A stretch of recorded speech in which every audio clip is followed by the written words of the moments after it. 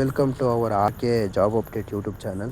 So ನೀವೆಲ್ಲರಿಗೂ ಇವತ್ತು ಮತ್ತೊಂದು ಉದ್ಯೋಗ ಮಾಹಿತಿಯನ್ನು ತಂದಿದ್ದೀನಿ. ಸೆಂಟ್ರಲ್ ಗೌರ್ಮೆಂಟು ಯಾರೆಲ್ಲ ರೈಲ್ವೇಲಿ ವರ್ಕ್ ಮಾಡಬೇಕು ಅಂತ ಕನಸು ಕಾಣ್ತಾ ಇದ್ದೀರಿ, ಪ್ರಿಪ್ರೇಷನ್ ಮಾಡ್ತಾ ಇದ್ದೀರಿ, ಅವರಿಗೆಲ್ಲ ಸಿಹಿ ಸುದ್ದಿ ಅಂತಲೇ ಹೇಳ್ಬೋದು. ರೈಲ್ವೇಲಿ ಟೆಕ್ನಿಷಿಯನ್ಸ್ ಹುದ್ದೆಗಳಿಗೆ ಕಾಲ್ ಫ್ರಮ್ ಮಾಡಿದ್ದಾರೆ. ಟೋಟಲ್ ವೇಕೆನ್ಸಿ ಬಂದು 6238 ವೇಕೆನ್ಸಿಗಳಿದ್ದಾವೆ. ಯಾರೆಲ್ಲ ಅರ್ಹರು, ಯಾವ ರೀತಿ ಇದಕ್ಕೆ ಅರ್ಜಿ ಸಲ್ಲಿಸಬೇಕು, ಏನೇನು ಅರ್ಹತೆ ಇರೋರು, ಇದನ್ನೆಲ್ಲ ನಾನು ಈ ವಿಡಿಯೋದಲ್ಲಿ ತಿಳಿಸ್ಕೊಡ್ತೀನಿ. ವಿಡಿಯೋನ ಸ್ಕಿಪ್ ಮಾಡದೆ ಕೊನೆವರೆಗೂ ನೋಡಿ. ಇಲ್ಲಿ ನೋಡ್ಬೋದು ನೀವು RRB ರಿಕ್ರೂಟ್ಮೆಂಟ್ ಬೋರ್ಡು ಇಂದ ನೋಟಿಫಿಕೇಶನ್ ಆಗಿದೆ 2025ರಲ್ಲಿ.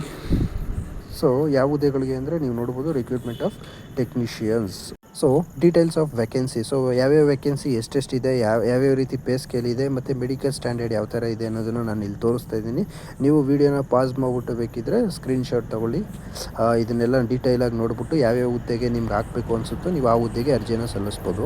ಇವನ್ನೆಲ್ಲ ನೋಡ್ಬಿಟ್ಟು ನೀವು ಯಾವುದಕ್ಕಾದ್ರೂ ಒಂದಕ್ಕೆ ಮಾತ್ರ ಇದು ಮಾಡ್ಬೋದು. ಟೋಟಲ್ ಹುದ್ದೆ ಬಂದ್ಬಿಟ್ಟು 6238 ಪೋಸ್ಟ್ಗಳಿಗೆ ಕಾಲ್ ಫ್ರಮ್ನ ಮಾಡಿದ್ದಾರೆ. ಇದೊಂಥರ ಬಂಪರ್ ಆಫರ್ ಇದು. ರೈಲ್ವೇಲಿ ಯಾವಾಗಲೂ 6000, 7000, 8000, ಈ ಗ್ರೂಪ್ ಟಿ ಮಾಡಿದ್ರು 32,000, ಈ ಥರ ಬಂಪರ್ ಆಫರ್ ಅದು. ಸೊ ಹಿಂಗೆ ನೋಡೋದಾದರೆ ಟೆಕ್ನಿಷಿಯನ್ ಗ್ರೇಡ್ 1 ಸಿಗ್ನಲ್ಲು ಈ ಪೋಸ್ಟ್ಗೆ ಅರ್ಜಿಯನ್ನು ಕರೆದಿರ್ತಾರೆ. ಸೊ ಟೆಕ್ನಿಷಿಯನ್ ಗ್ರೇಡ್ 3 ಅಪ್ಲಿಕೇಶನನ್ನು ಕರೆದಿರ್ತಾರೆ. ಸೊ ಅಪ್ಲಿಕೇಶನು ನೋಟಿಸ್ ಯಾವಾಗಪ್ಪ ರಿಲೀಸ್ ಆಗಿದ್ದು ಅಂದರೆ 21/6/2025ರಲ್ಲಿ ನೋಟಿಸ್ ರಿಲೀಸ್ ಆಯಿತು. ಅಪ್ಲಿಕೇಶನ್ ಈಗ ಆಲ್ರೆಡಿ ಸ್ಟಾರ್ಟ್ ಆಗಿದೆ 26/6/2025ರಲ್ಲಿ. ಮತ್ತು ಯಾವತ್ತಪ್ಪ ಲಾಸ್ಟ್ ಡೇಟ್ ಅಂದರೆ 28/7/2025. ಕರೆಕ್ಷನ್ಸ್ ಇದ್ದರೆ ಲಾಸ್ಟ್ ಡೇಟ್ ಆಫ್ ಪೇಮೆಂಟ್ ಮಾಡೋದಕ್ಕೆ ಲಾಸ್ಟ್ ಡೇಟ್ ಬಂದು 30/7/2025 ಆಗಿರುತ್ತೆ. ಸೊ ಅರ್ಜಿಯನ್ನು ಸಲ್ಲಿಸಿದ ನಂತರ ಏನಾದರೂ ಮಿಸ್ಟೇಕ್ ಇದ್ದರೆ ನೀವು ಮಾಡಿಫೈ ಮಾಡಿಸ್ಬೇಕು, ಏನಾದರೂ ಎಡಿಟಿಂಗ್ ಮಾಡಬೇಕು ಅಂದರೆ ಅದಕ್ಕೆ ಇಲ್ಲಿ ನೋಡ್ಬೋದು, ಇಲ್ಲಿ ಕರೆಕ್ಷನ್ಸ್ಗೆ 1/8/2025ರಿಂದ 10/8/2025ರವರೆಗೆ ಅದಕ್ಕೂ ಕೂಡ ಅವಕಾಶವೇ ಇರುತ್ತೆ. ಸೊ ಯಾರೂ ಮಿಸ್ಟೇಕ್ ಮಾಡಬೇಡಿ, ನೋಡಿ ಹಾಕಿ. ಬೈ ಚಾನ್ಸು ಕೆಲವೊಂದು ಸಲ ಸರ್ವರ್ ಎರರ್ಗಳಾಗಿ ಮಿಸ್ಟೇಕ್ಗಳಾಗ್ತವೆ. ಅಂಥ ಸಂದರ್ಭದಲ್ಲಿ ನೀವು ಅದಕ್ಕೂ ಕೂಡ ಸಪ್ರೇಟ್ 250 ರೂಪಾಯಿನ ಫೀಸ್ ಕಟ್ಟಬೇಕಾಯ್ತದೆ. ಅದು ಹೋಯ್ತಾ ನಾನು ನಿಮ್ಗೆ ಹೇಳ್ತೀನಿ. ಸೊ ಈ ಒಂದು ಹುದ್ದೆಗೆ ಸ್ಯಾಲ್ರಿನ ನೋಡೋದಾದರೆ ನೋಡ್ಬೋದು, ಇಲ್ಲಿ ಟೆಕ್ನಿಷಿಯನ್ಸ್ ಗ್ರೇಡ್ 1 ಸಿಗ್ನಲ್ಗೆ ಇದು ಲೆವೆಲ್ 5 ಸ್ಯಾಲ್ರಿ ಸಿಗುತ್ತೆ 29,200 ರೂಪಾಯಿಯಿಂದ. ಏಜ್ ಲಿಮಿಟ್ ಬಂದು 13ರಿಂದ 33 ವರ್ಷ ಇರಬೇಕು. ಒಟ್ಟು 183 ವೇಕೆನ್ಸಿ ಇದ್ದಾವೆ. ಟೆಕ್ನಿಷಿಯನ್ಸ್ ಗ್ರೇಡ್ 3ಗೆ ಲೆವೆಲ್ 2 ಸ್ಯಾಲ್ರಿಯನ್ನು ಕೊಡ್ತಾರೆ 19,900 ರೂಪಾಯಿವರೆಗೆ. 18ರಿಂದ 30 ವರ್ಷ, ಇದಕ್ಕೂ ಕೂಡ ಏಜ್ ಲಿಮಿಟ್ ಇರುತ್ತೆ. 6,055 ಒಟ್ಟು ಹುದ್ದೆಗಳಿದ್ದಾವೆ. ಸೊ ಎರಡನ್ನೂ ಸೇರಿಸಿದ್ರೆ 6,238 ಹುದ್ದೆಗಳಿಗೆ ಕಾಲ್ ಫ್ರಮ್ನ ಮಾಡಿದ್ದಾರೆ. ಸೊ ಕೆಲವೊಂದು ಇಂಪಾರ್ಟೆಂಟ್ ಇನ್ಸ್ಟ್ರಕ್ಷನ್ಸ್ನ ಕೊಟ್ಟಿದ್ದಾರೆ. ಸೊ ಅದರಲ್ಲಿ ನಾನು ಕೆಲವೊಂದು ಇಂಪಾರ್ಟೆಂಟ್ ಆಗಿರೋಂಥದ್ದನ್ನು ಮಾತ್ರ ಹೇಳ್ತೀನಿ. ಇಲ್ಲಿ ನೋಡ್ಬೋದು, ಇಲ್ಲಿ ನೀವು candidate waiting for final result of prescription educational technician courses qualifications are not eligible ಅಂತ ಕೊಟ್ಟಿದ್ದಾರೆ. ಸೊ ಅಂದರೆ ಈ ಹುದ್ದೆಗೆ ಅರ್ಜಿ ಸಲ್ಲಿಸಬೇಕು ಅಂದರೆ ಅಂತಿಮ ವರ್ಷದಲ್ಲಿ ಇರ್ತಾರಲ್ಲ ಅವ್ರು ಯಾರೂ ಎಲಿಜಿಬಲ್ ಆಗಲ್ಲ. ಎಜುಕೇಷನ್ ಈಗ ಆಲ್ರೆಡಿ ಮುಗ್ದಿರಬೇಕು, ಅವ್ರ ಹತ್ರ ಸರ್ಟಿಫಿಕೇಟ್ಸ್ ಇರಬೇಕು, ಟೆಕ್ನಿಷಿಯನ್ಸ್ ಅಥವಾ ಒಂದು ಡಿಗ್ರೀಸ್ ಕಂಪ್ಲೀಟ್ ಮಾಡಿದ್ದೀವಿ ಅಂತ ಅಂಥವ್ರು ಮಾತ್ರ ಅರ್ಜಿ ಸಲ್ಲಿಸ್ಬೋದೇ ಹೊರತು ಫಲಿತಾಂಶ ಇನ್ನೂ ಬಂದಿಲ್ಲ, ಫಲಿತಾಂಶಕ್ಕೋಸ್ಕರ ವೆಯ್ಟ್ ಮಾಡ್ತಿರೋಂಥ ವಿದ್ಯಾರ್ಥಿಗಳಿಗೆ ಅರ್ಜಿ ಸಲ್ಲಿಸೋದಕ್ಕೆ ಯಾವುದೇ ರೀತಿ ಅವಕಾಶ ಇರೋದಿಲ್ಲ ಅಂತ ಕ್ಲಿಯರ್ ಕಟ್ಟಾಗಿ ಮೆನ್ಷನ್ ಮಾಡಿದ್ದಾರೆ.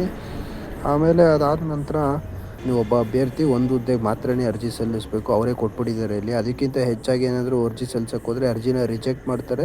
ಜೊತೆಗೆ ಮುಂದೆ ಬರೋಂಥ RRB ಎಕ್ಸಾಮ್ಗಳಿಂದ ಡಿಬಾರ್ ಮಾಡೋಂಥ ಚಾನ್ಸ್ ಕೂಡ ಇರುತ್ತೆ. ಕರೆಕ್ಟಾಗಿ ಒಂದು ಹುದ್ದೆಗೆ ಹಾಕಿ ಒಂದಕ್ಕೆ ಮಾತ್ರ ಎಲಿಜಿಬಲ್ಲು, ಬೇರೆದಕ್ಕೆ ಹಾಕಿದ್ರೆ ಫಾರಮು ರಿಜೆಕ್ಟ್ ಮಾಡ್ತಾರೆ, ಜೊತೆಗೆ ನಿಮ್ಮನ್ನು ಡಿಬಾರ್ ಮಾಡೋಂಥ ಚಾನ್ಸ್ ಇರುತ್ತೆ. ಜೊತೆಗೆ ಇಲ್ಲಿ ನೋಡ್ಬೋದು, ಇಲ್ಲಿ ನೀವು ಯಾವುದಾದ್ರೂ ಸರ್ವಿಸಲ್ಲಿ ಈಗ ಆಲ್ರೆಡಿ ಇದ್ದು ಸ್ಟೇಟ್ ಗೌರ್ಮೆಂಟು ಸೆಂಟ್ರಲ್ ಗೌರ್ಮೆಂಟಲ್ಲಿ ಅವ್ರನ್ನೇನಾದ್ರು ಸರ್ವಿಸಿಂದ ಡಿಬಾರ್ ಮಾಡಿದರೆ ಅಂಥವ್ರು ಕೂಡ ಅರ್ಜಿಯನ್ನು ಸಲ್ಲಿಸೋದಕ್ಕೆ ಎಲಿಜಿಬಲ್ ಆಗಿರೋದಿಲ್ಲ ಅಂತ ಕ್ಲಿಯರ್ ಕಟ್ಟಾಗಿ ಹೇಳಿದ್ದಾರೆ. ಈ SC STಗಳಿಗೆ ಫ್ರೀ ಟ್ರಾವೆಲಿಂಗ್ ಪಾಸ್ ಕೂಡ ಇರ್ತದೆ. ಅವರು ಕ್ಯಾಸ್ಟ್ ಸರ್ಟಿಫಿಕೇಟ್ ಇಟ್ಕೊಂಡಿರಬೇಕು. ಮತ್ತು ಕಾಲ್ ಲೆಟರ್ ಏನು ಬರುತ್ತೆ ಅದನ್ನು ಡೌನ್ಲೋಡ್ ಮಾಡ್ಕೊಂಡ್ರೆ ಅವ್ರಿಗೆ ಫ್ರೀ ಟ್ರಾವೆಲಿಂಗ್ ಸ್ಲೀಪರ್ ಕೋಚ್ ಕೂಡ ಇದೆ ಅಂತಲೂ ಮೆನ್ಷನ್ ಮಾಡಿದ್ದಾರೆ. ರಿಸರ್ವೇಷನ್ ಮಾಡಿಸಿ ನೀವು ಫ್ರೀ ಟ್ರಾವೆಲಿಂಗ್ನ ಮಾಡ್ಬೋದು. ಫ್ರೀ ಟ್ರಾವೆಲಿಂಗ್ ಮಾಡ್ಕೋಬೋದು. ಪಾಸ್ ಕೊಟ್ಟಿದ್ದಾರೆ, ಅದು ಎಕ್ಸಾಮಿಗೆ ಮಾತ್ರ ಸರ್. ಇನ್ನು ಏಜ್ ಲಿಮಿಟ್ಸ್ನ ನೋಡೋದಾದರೆ 18 ವರ್ಷದಿಂದ 33 ವರ್ಷದವರೆಗೆ ಗ್ರೇಡ್ 1ಗೆ ಅಪ್ಲಿಕೇಶನ್, 18 ವರ್ಷದಿಂದ 30 ವರ್ಷದವರೆಗೆ ಟೆಕ್ನಿಷಿಯನ್ಸ್ ಗ್ರೇಡ್ 3ಗೆ ಅವಕಾಶ ಇರುತ್ತೆ. ನೆಕ್ಸ್ಟ್ ಬಂದ್ಬಿಟ್ಟು ಏಜ್ ರಿಲ್ಯಾಕ್ಸೇಷನ್ನ ನೋಡೋದಾದರೆ SC ST ಕ್ಯಾಂಡಿಡೇಟ್ಸ್ಗೆ 5 ವರ್ಷ, OBC ಕ್ಯಾಂಡಿಡೇಟ್ಸ್ಗೆ 3 ವರ್ಷಗಳ ರಿಲ್ಯಾಕ್ಸೇಷನ್ ಇರುತ್ತೆ. ಸೊ ಅದೇ ಥರ ಸರ್ವಿಸ್ ಮ್ಯಾನ್ ಯಾರಿದ್ದಾರೆ ಅವ್ರಿಗೆ ಇಲ್ಲಿ ನೋಡ್ಬೋದು UR, EWS, SC ST ಇವ್ರಿಗೆಲ್ಲ ನೋಡ್ಕೋಬೋದು 3 ವರ್ಷ ಇರುತ್ತೆ. SC STಗೆ 8 ವರ್ಷ ಇರುತ್ತೆ. OBC ಅವರಿಗೆ 6 ವರ್ಷ ಇರುತ್ತೆ ಸರ್ವಿಸ್ ಮ್ಯಾನ್ಗೆ. ಸೊ ಅದೇ ಥರ benchmark, disability benchmark ಇರೋರಿಗೂ ಕೂಡ ಅದೇ ಥರ ಕ್ಯಾಟಗರಿ ವೈಸ್ ನೋಡ್ಬೋದು 3 ಇರುತ್ತೆ. ಇಲ್ಲಿ ನೋಡ್ಕೊಳ್ಳಿ, 10 ವರ್ಷ, 13 ವರ್ಷ, 15 ವರ್ಷ ಅಂತ. ಅದಲ್ಲದೆ ಇಲ್ಲಿ ಕೊಟ್ಟಿದ್ದಾರೆ ಯಾವ ಡೇಟ್ ನಂತರ ಹುಟ್ಟಿರಬೇಕು, ಯಾವ ಡೇಟ್ ಒಳಗಡೆ ನೀವು ಹುಟ್ಟಿರಬೇಕು ಅಂಥವ್ರು ಮಾತ್ರ ಎಲಿಜಿಬಲ್ ಅನ್ನೋದು ಕೂಡ ಚಾರ್ಟ್ ಕೊಟ್ಟಿದ್ದಾರೆ. ಸೊ ನೀವು ಇದನ್ನು ಇಲ್ಲಿ ನೋಡ್ಕೊಬೋದು.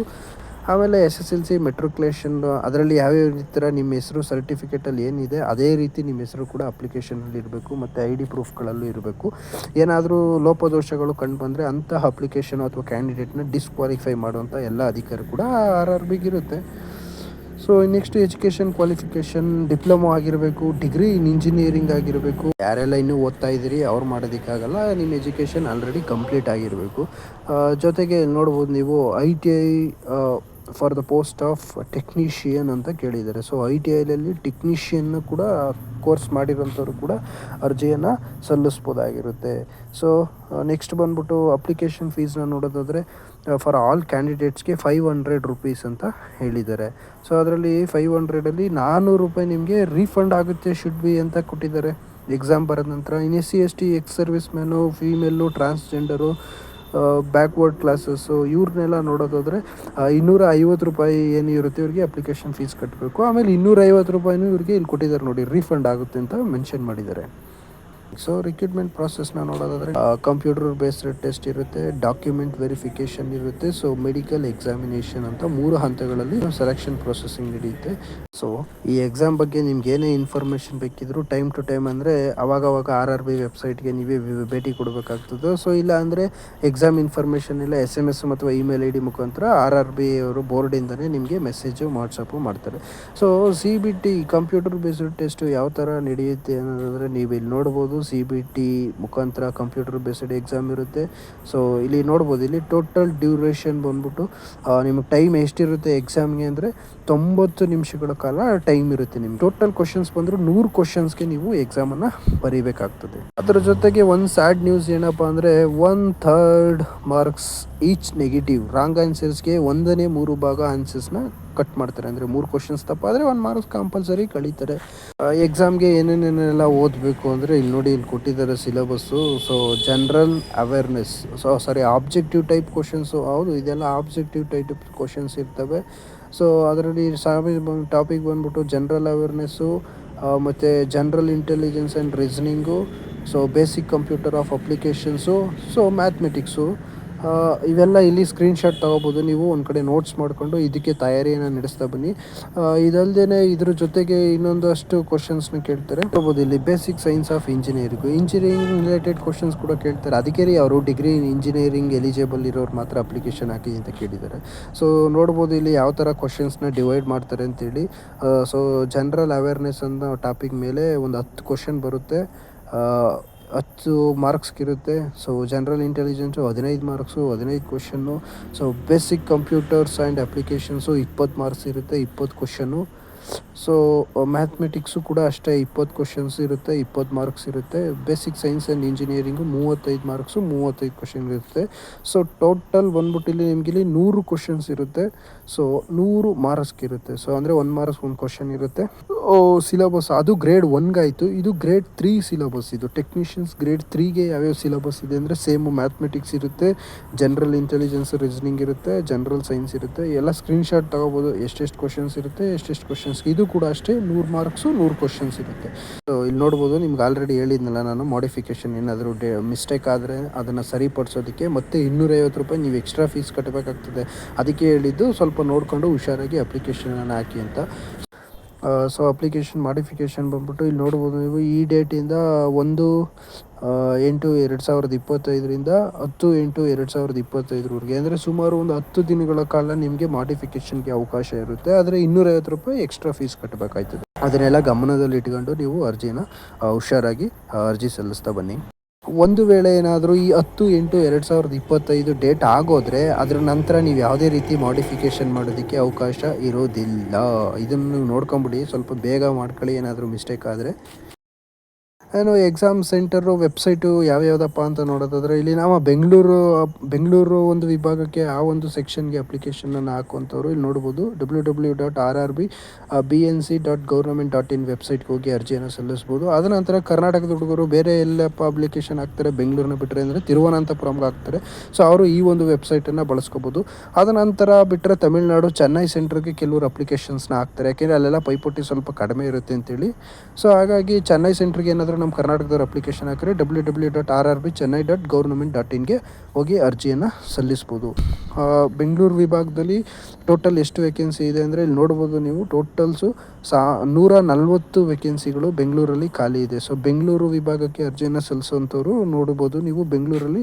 ಇಲ್ಲಿ ಸ್ಕ್ರೀನ್ಶಾಟ್ ತಗೊಳ್ಳಿ, ಯಾವ್ಯಾವ ಕ್ಯಾಟಗರಿಗೆ ಯಾವ್ಯಾವ ಹುದ್ದೆಗೆ ಎಷ್ಟೆಷ್ಟಿದೆ ಅಂತ ನೀಟಾಗಿ ನೋಡಿ ನೀವು ಬೇಕಿದ್ರೆ ಅರ್ಜಿಯನ್ನು ಸಲ್ಲಿಸ್ಬೋದು. ಓವರಾಲು ಬೆಂಗಳೂರಲ್ಲಿ 140 ಹುದ್ದೆಗಳಿದೆ ಅನ್ನೋದನ್ನು ನಾನು ನಿಮಗೆ ಹೇಳ್ಬೋದು. ಸೊ ಇಷ್ಟ ಆಗಿತ್ತು ಇವತ್ತಿನ ಉದ್ಯೋಗ ಮಾಹಿತಿಲಿ. ಸೊ ವಿಡಿಯೋ ಇಷ್ಟ ಆದರೆ ದಯವಿಟ್ಟು ಲೈಕ್ ಮಾಡಿ, ಶೇರ್ ಮಾಡಿ.